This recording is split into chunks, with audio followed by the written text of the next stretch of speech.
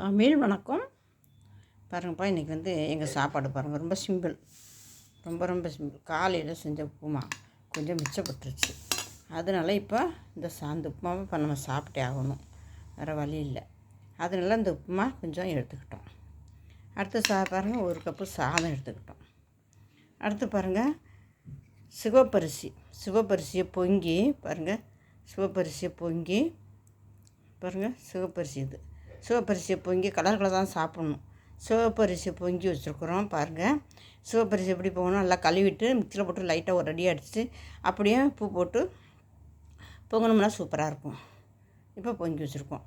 அடுத்து பாருங்கள், பீன்ஸு, பச்சை பட்டாணி, கேரட்டு, ஸ்வீட் கார்ன், சோளம் இதெல்லாம் போட்டு ஒரு பொரியல் பண்ணியிருக்கோம் பாருங்கள். இந்த பொரியல் பாருங்கள், இதெல்லாம் போட்டு காரம் இல்லாமல் பொரியல் பாருங்கள், குழந்தைங்களுக்கு சாப்பிட்றதுக்காக வேண்டி இது ரொம்ப காரம் இல்லாமல் செஞ்சுருக்கோம். அடுத்து பாருங்கள், பொன்னாங்கண்ணி கீரை சாம்பார். இது பொன்னாங்கண்ணி கீரை சாம்பார் வச்சுருக்குறோம் பாருங்கள். இது பொன்னாங்கண்ணி கீரை சாம்பார். இதாப்பா இன்றைக்கி சாப்பாடு பாருங்கள். எவ்வளோ சாப்பாடு, எவ்வளோ சிம்பிளாக இருக்குது பாருங்கள்.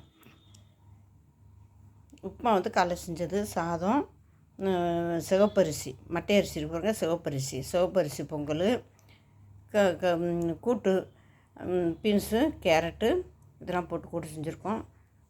சாம்பார், பொன்னாங்கண்ணி கீரை சாம்பார். இப்போது அருமையான சாப்பாடுப்பா, மத்தியான சாப்பாடு. இது வேணால் தயிர் வேணால் லைட்டாக தயிர் எடுத்துக்கிறலாம். அருமையான மத்தியான சாப்பாடு பாருங்கள். இந்த மாதிரி செஞ்சு சாப்பிட்டுக்கோங்க. இது அருமையான மத்தியான சாப்பாடு, சத்துள்ள சாப்பாடு. வெள்ளை சாப்பாடை குறைச்சிட்டு இந்த ஐட்டத்துகளை எடுத்துக்கிறது ரொம்ப நல்லது.